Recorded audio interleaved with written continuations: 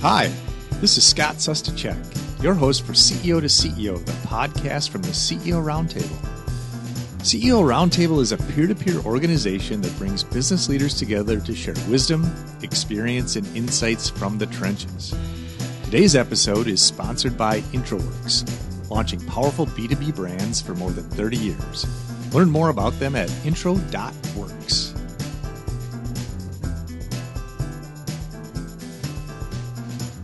This episode of CEO to CEO, we've got Alexis Walsko with us today. Alexis is CEO of Lola Red, CEO and founder of Lola Red.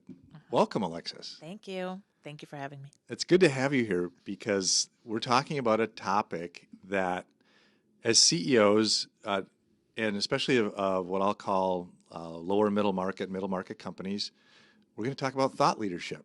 And that's not often on CEOs of these size companies' agendas a lot. And I think you're here to tell us it should be. I definitely think it should be. And I think it should be. And I think what we'll dig further into is that as my work and as founder of Lola Red, we've spent 20 plus years representing companies and brands and telling the great stories of great brands. And as media has evolved, something that we have seen is that there is so much opportunity when you humanize the leadership behind a company and put a voice to that. It helps to give personality to the brand and to the company, and helps really companies connect better and better with their core audiences. Well, and we are going to dig further into that. And I'm also going to have you talk a little bit about Lola Red and give us some history. But I want to talk a little bit about you because you've got just an impressive background. Oh, thanks. And I want our listeners to get to know you a little bit better. So you're founder and chief executive officer of Lola Red, and you also call yourself chief visionary here. Well, so yes, keep going. Yeah. Tell me more about me. Well, yeah, and you founded this agency 22 years when you were 22 years old, and now you become an award-winning agency, which is pretty impressive given how young you were when you started, and the fact what you're doing today and the things we're going to be talking about. But really, you're doing media relations, social media strategy, execution, influencer, community content, things like podcasts. So I could hire you to help me with this podcast, potentially, right? Potentially, yes. And you've got just a great list of clients, too. So we talk about companies like Love Your Melon, Smashburger, which I love, Pocket Talk, Pebble Bee, and we were kind of laying out what we wanted to talk about in the show. You talked about some others, too. So I know you've got a big client list here that... We do. Where do you want me to start? Well, let me keep going and talking about Alexis if I can, because there's more, right? So the other thing that you started here, launched here, is Lola Pro, which is an intriguing part of this business for me because it's about working with athletes, and I'm guessing developing their brand and their brand image and their own thought leadership. So that's got to be an exciting part of your business. You were named Founder of the Year by the National Association of Women's Business Owners. Big award because there are a lot of people vying for that award. So that you had to appreciate winning that. Yeah, I loved winning that so much. I mean, that was a really great honor. I will say, I think I recently heard a fact that more women are starting businesses today than men. So there are going to be a lot of female founders out there. But also, I mean, it was an organization that I had been with for a very long time. And so it's always an honor to be recognized as a founder. It's not easy. Well, no, it's not. And I think in addition to all the time you put in here at Lola Red and being the visionary and leader of this company, you're also on the board of directors for Junior Achievement, which you're helping that next group of entrepreneurs learn from you and the things you've done well. Yes. Well, Junior Achievement's amazing. Just quick story there. Junior Achievement, not everybody knows how amazing they are, but their sort of keystone program is called BizTown. And when I joined Junior Achievement, they're an organization, they've been around for over 100 years. I called my mom, who had worked for Prudential Insurance, and she's like, "Yeah, I volunteered for Oh, Junior Achievement all the time because they need volunteers to run BizTown." And then I talked to my 26-year old, excuse me, cousin, and I was like, "Hey, have you ever heard of Junior Achievement?" And she said, "No, but my favorite thing I ever did when I was in school was go to something called BizTown." Pretty amazing. well, kind of fun that, but also for a generational thing between you and your mom that you've both helped, right? Very much so. The other one that is interesting in your background is this organization called Forming Impact, Sir Richard Branson's organization. It's actually founded by a woman named Fiona McIntyre, but part of their key event takes place on Necker Island. Okay. And so I went to Necker Island for 6 days with this organization called Forming Impact. And Richard was there and he participates. And I mean, you're there with like 30 people. Yeah. So, but the being on the island is pretty magical. Oh, it's got to be. But also the people that came together, for me, that was a really interesting experience because it was one of the first things I've been to that was a truly international audience. And so, or a truly international group. I think there were only 5 people from the US.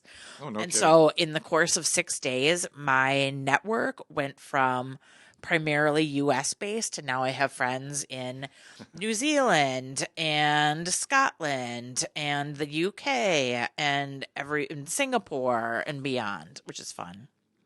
Well, yeah, because just to see those people in different parts of the world, how they think about business, how they do business, having those connections, it's got to be impactful to you day in and day out. Yeah.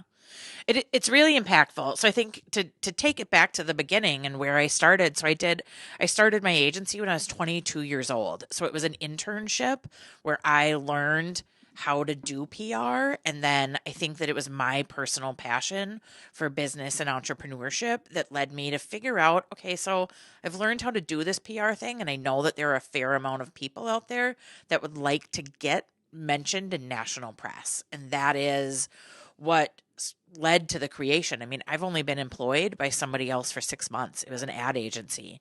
And in that experience, I was like, well, I don't know that this working for an ad agency really serves me, yet hustling for someone else who wants to get in national media in areas that I'm interested in, that really, I found that challenge to be awesome. And I think that as an entrepreneur and as a CEO, that is what drives me every day, is that I love the challenge and I love the problem solving to win.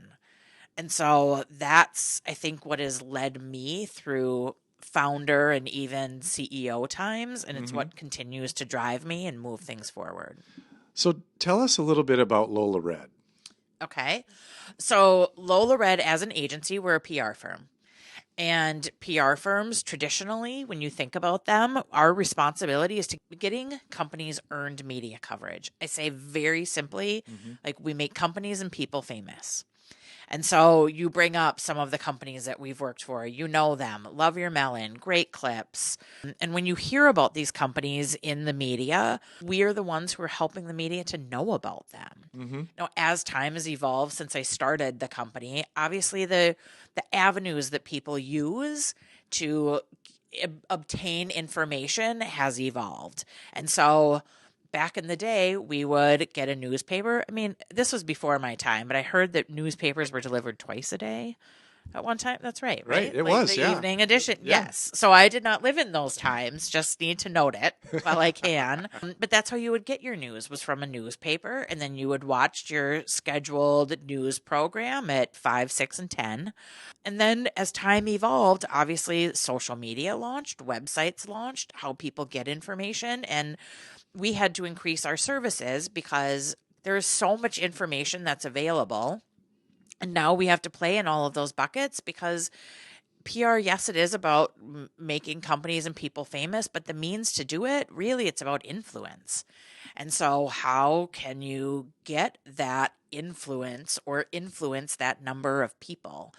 And it's why it's sort of the rise of the influencer today, because that's how people are getting information, is that it's from person to person. And that's how we have grown our business, is by figuring out how influence and how word of mouth and how all of that plays. And it's just different than it was when we started. So that's why we're in the buckets where we are today. Your client list, I think, shows this, but the B2C space, where to me influence is that's the currency of that marketplace. But what about B2B? Are you seeing more B2B companies thinking about this and how they influence their marketplace? That's a great question, because we started and we were primarily consumer. And what ended up happening was all of the sort of tricks and tools and knowledge that we had in the consumer space, we then were called upon by B2B clients because they wanted to use that expertise and that ability to sort of market like a consumer, but do it in a B2B perspective, if that makes sense. So like one of our early B2B clients was a company called Partstown. Partstown is a company you've never heard of, yet their existence is essential to your life and you don't even know it. Partstown, they are a massive company and they distribute original manufactured parts for restaurant equipment. And again, they are massive and massively impactful. But like if the microwave or the oven doesn't work at a restaurant, like it affects you, or if it doesn't work at a hospital or a school kitchen. So their business is essential. And they saw early on that like talking about OEM parts wasn't super exciting to a certain crowd of people, but they realized that actually they had such a cool company and a culture, and that if they used consumer marketing tactics and consumer marketing and messaging to market B2B, they were able to stand out more. So that was sort of one of our early turns at B2B work. And I mean, it has increased. So now that part of our business, it's truly like 50-50. Wow, that's pretty interesting. On one hand, it's not surprising because more B2B companies need to be thinking like that, like Partstown, right? Yep. Because you can be the best kept secret, but if no one knows, right? Right. Well, and using some of those tactics, I mean, right now, I think as companies are thinking about their marketing and thinking about their publicity, really it needs to work super hard for them, but it also has to serve a number of purposes. It has to serve to help people to buy whatever it is that they're selling. It has to help them with their credibility for the people that they've already sold to or that they're servicing. And then it also has to help for them to hire. So in doing this work, it truly does serve all of those purposes. Yeah.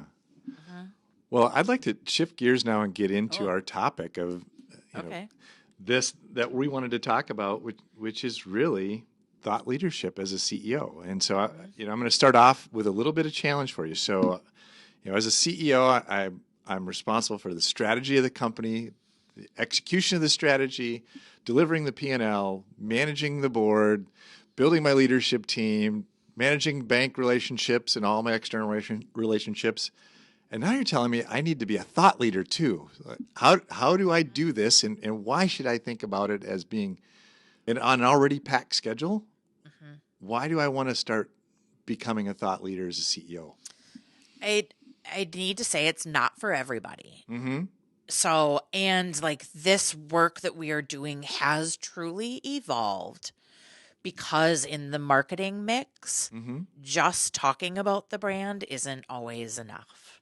And people want something to grasp onto and want something to connect with. So the face of the brand. Yes, and quite often. And if you think around to some of the companies that you know, chances are you can think of some pretty amazing leaders who are attached to them because this tactic or this idea of thought leadership was used. I think just to give you a example, I have a ton of examples to share, but an interesting one, we were working with a kombucha company. It's called Rowdy Mermaid Kombucha. At the time, there were like 1 million kombucha companies launching every day. They were just starting to increase their distribution across the country. And like, how do you set a kombucha company apart when there are 100? Again, 100 launching every day. And what we realized was that the CEO of this company had really strong opinions about all of the conversation that was happening around kombucha and alcohol content. And so we were able to dig into his obviously passion for kombucha, but his thoughts on the alcohol content, what that means, what it means for the industry, how to regulate it, what it should be. And we were able to take those items and then package them up and build him up to help to amplify the brand. Does that make sense? Yeah, totally. So he was really serving as an expert and a subject matter expert in the area of kombucha and beverage. And it helped to really put a halo around Rowdy Mermaid Kombucha. Mm-hmm. And also from a B2B perspective, people wanted, and Whole Foods and Sprouts and all of those companies wanted to buy more of their kombucha because they saw him as the thought leader in that area. Right. And he brought the natural passion for what he was doing and how it could help you, right? Right. And so that's, I would say in Lola Red's evolution, that was one of our early clients where we're like, oh, this is like, it is working. And then as media has evolved over time, I think the importance of the people story is more prevalent than it ever has been before. And so having that human element and that human connection and showcasing leaders, and truly as a CEO, whether you want to or not, you have to embody the values of your company. And if you don't, then who does? I mean, right. And so that's then to be a spokesperson for those values and that work is really potentially valuable for a company. But I did offer the disclaimer, it's not for everybody. Like, you did. We have other leaders that we work with, like CEOs specific, that they're like, yeah, thank you, no thank you. But then what we have to look at is who are the other players in the company that have strong voices or that have expertise that they are able to share. Because ultimately, when you are sharing this knowledge, you're helping to teach others and you are giving people not only background on your business, but you're sharing your wisdom and knowledge. And that's why they're interested in it. So that's why I think it's an important avenue for people to think about in their business. So you talk about one part of it, which is in the kombucha example, but how he expanded his market basically by taking on that thought leadership. But I think there's two other stakeholder groups in this too that and I know you're well aware of this because we talked about it. But there's your own employees that you're also trying to be a thought leader with, because even in a small company, things are moving at 1,000,000 miles an hour. Business changes. How are we reacting? How do I stay connected to this business? How do I know that this is the right place for me to work? And as well as your vendors and suppliers who want to know what you're doing and may want to do business with you, may want to do more business with you, but need to understand, okay, where are you going and who are you going to be? And when you have that thought leadership out there, that not only can your customers connect to it, but those other two stakeholder groups as well that are critical for your success.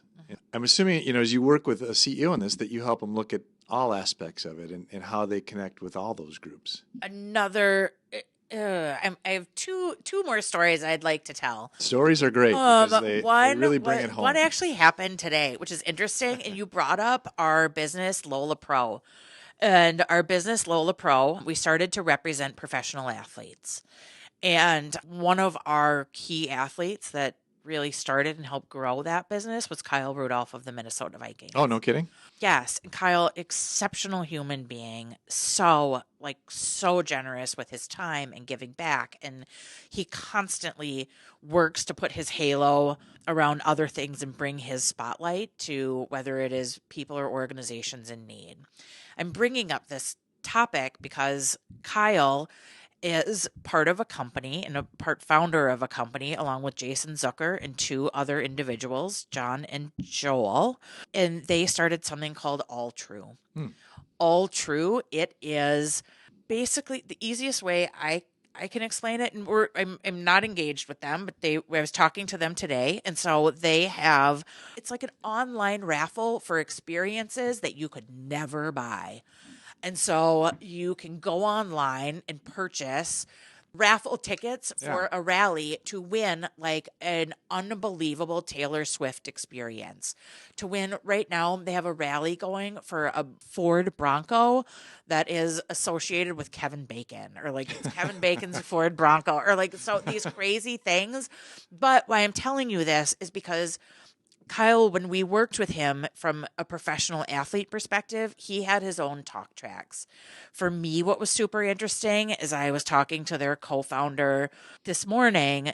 He actually is so passionate about the evolution of fundraising and how sort of the whole idea of gala doesn't necessarily work anymore, yet All True, why it works and why these celebrities are doing it and why Kevin Bacon is selling his Bronco is because the money goes to benefit their charities.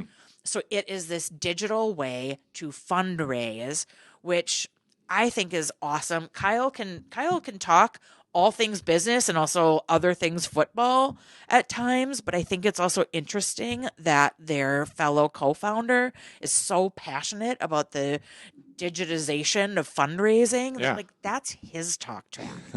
So again, Kyle will cover it too, but if that's what he can talk about, but that's also finding where the passion is for a leader. So I wanted to sort of connect the dots with Lola Pro in doing that, but that's also part of the work. I mean, it took an hour-long conversation with this gentleman to figure out like what drives him. Why is he doing this? And that's part of, I think, the conversation for a marketing expert or a PR expert to have with a CEO is what drives you? What is driving your company from a values perspective, but also what are you most passionate about? Another CEO we worked with, Janet Johansson of BevSource. BevSource is a very, very large, hundreds of millions of dollars company.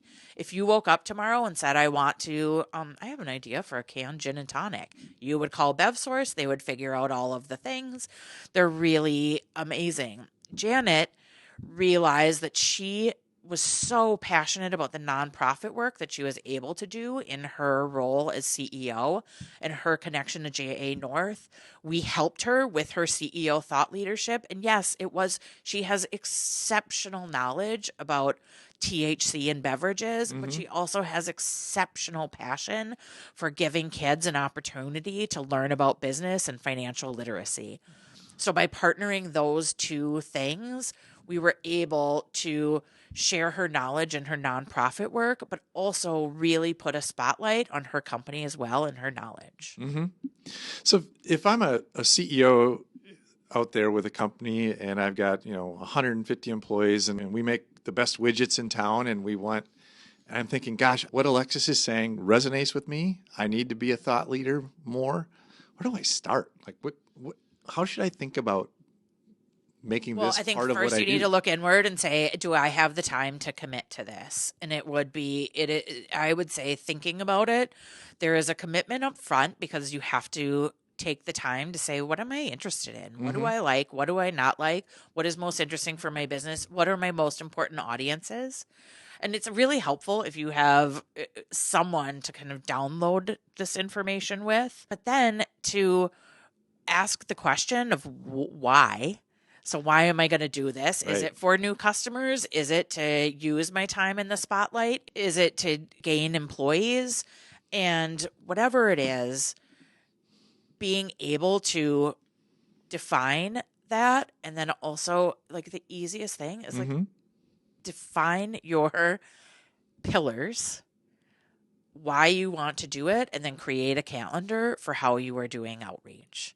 And so it could start with LinkedIn content. I think for a leader, LinkedIn is a really essential place to be, but you have to be there and you have to have a perspective and you need to like look alive on LinkedIn.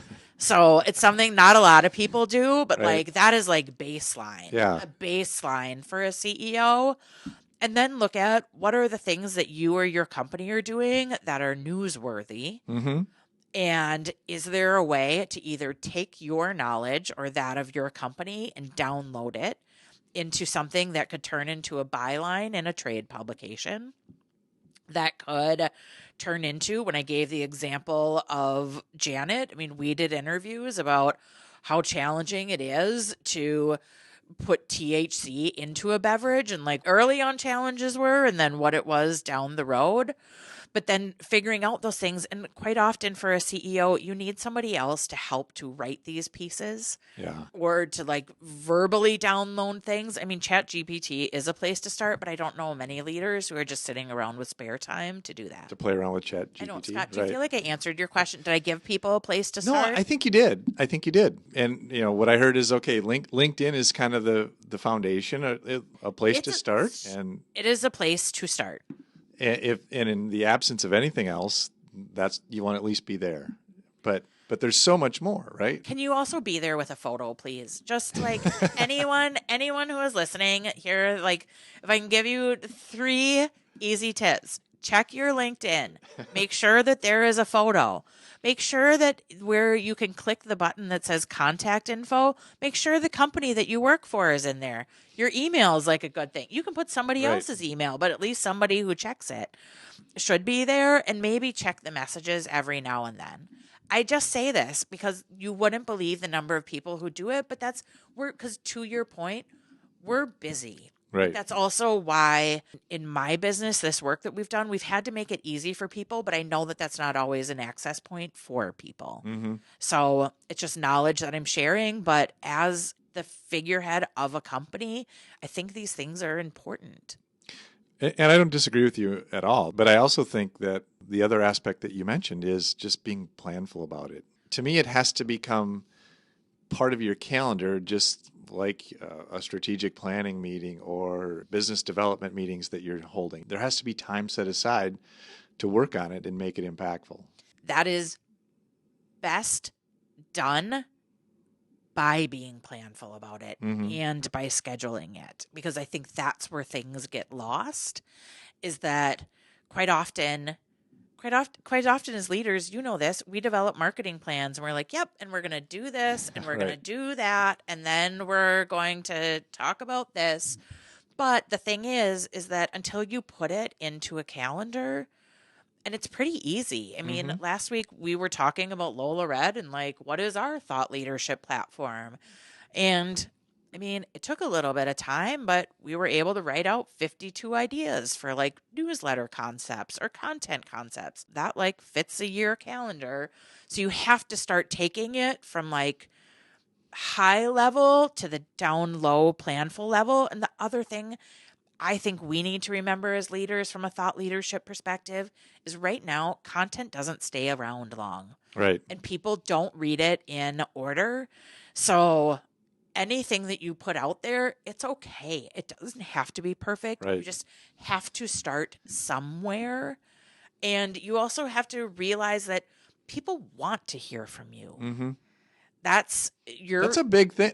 That's kind of a big obstacle, I think, because some people might be saying, well, who really wants to hear what I have to say about the this, number right? of times that I hear it, it is stunning to me, because it's also like, as leaders, kind of our eyes are closed to how awesome we are and the wisdom that we have and kind of the tales from the trail. Well, yeah, battle scars, right? They are, but also that's what other people learn Right. from. So in being able to share those things, it actually like creates an audience, and truly it creates a community around you. Yeah. And that is the community that will support your business and help you to grow. And amplify it, because Absolutely. they like that content. They're going to share it. Right? Absolutely. Let's talk a little bit now about the CEO Roundtable. And how long have you been a member? I think it's been 5 years. Okay.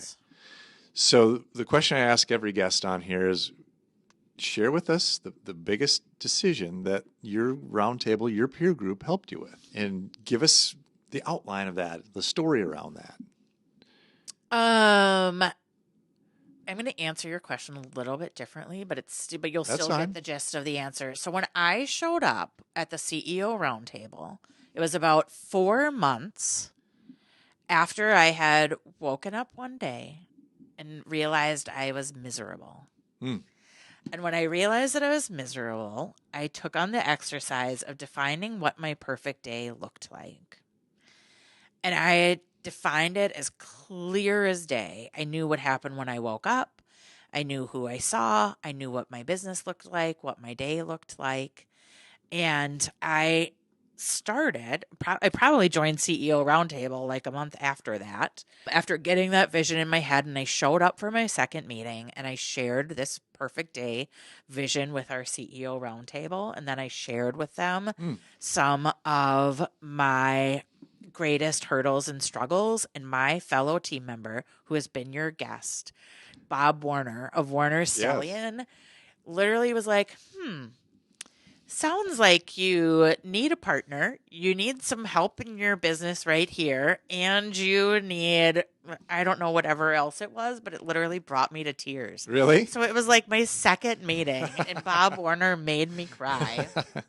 And what I realized was that what I needed at that time, and the hardest decision, was that I needed to be vulnerable and sharing this like really vulnerable vision that I wanted for my life and how to make it come true. Mm-hmm. If I could do that, I could do it.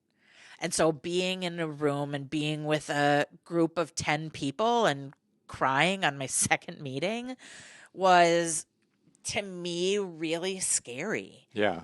Yet it also helped me to lean into this relationship that I have with these 10 individuals. Oh my gosh, yeah. That kind of connection, that new into your roundtable experience. It's why I still like Bob Warner today. I know, but it was so powerful, and it really did remind me of the power of being scared to connect with other people, yet what it can do to help advance you is really remarkable. Well, and I think that vulnerability is infectious too, because it probably encouraged others on the table who may have been holding back to say, okay, well, look at the value that she got out of this, right? Mm-hmm. I need to be more vulnerable and talk about what's holding me back. Right. I think it's also helpful, and what a roundtable provides is accountability. Right. So I know I push my table members. There are some that I text first thing in the morning to be like, did you work out? I'm sure they don't want to hear from me. And I know, really? I know when it's radio silent that no, they did not.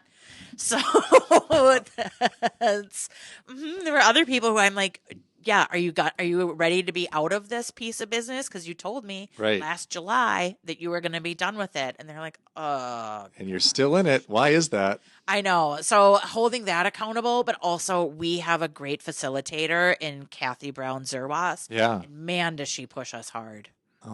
Oh, does she push us hard. She holds you very accountable every meeting. Don't you dare show up and not have done the things. Unless you're ready to mix it up. I know.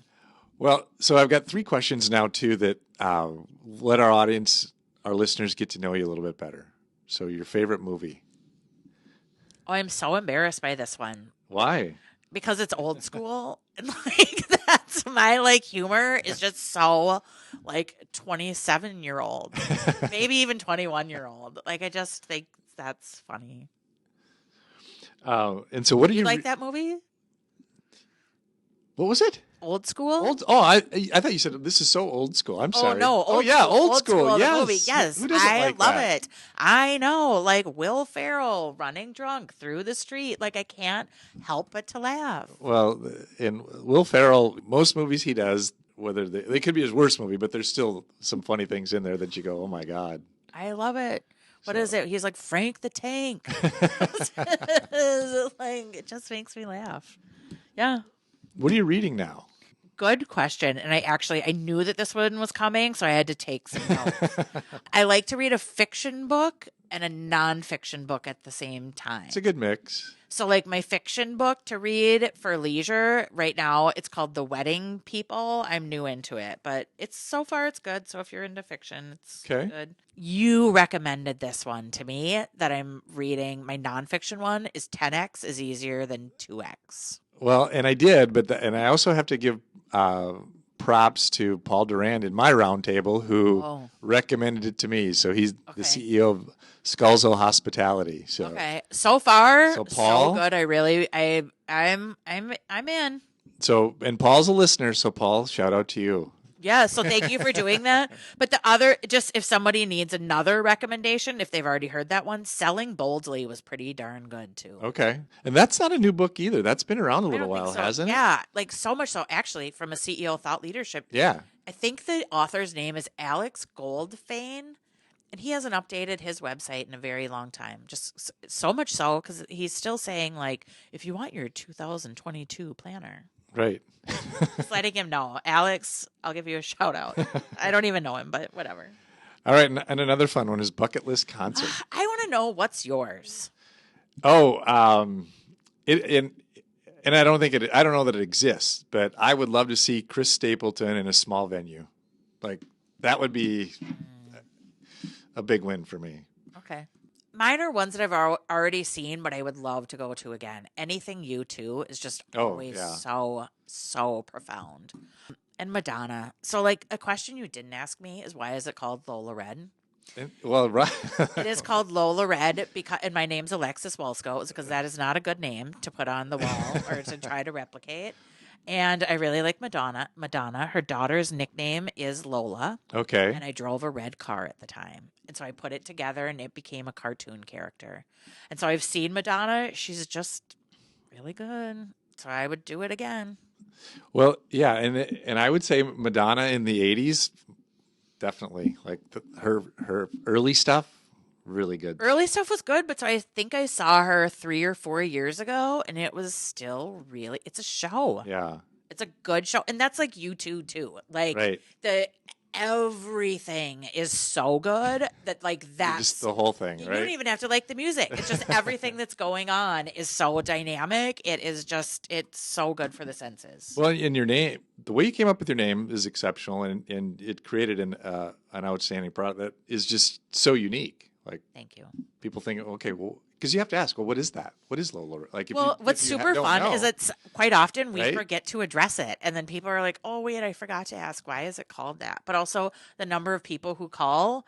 Well, I mean, in the olden days, would call our office and ring a phone, but they're like, "Is Lola there?" There's no Lola. There's no. We want to hire Lola. I know there is no Lola. So, but I would answer to it just by default. This has been very fun. Thank you for doing this and joining us on CEO to CEO. Love to have you back and talk more about thought leadership because it's a topic that we can't get enough of. That's great. Thank you. Yep. Take care.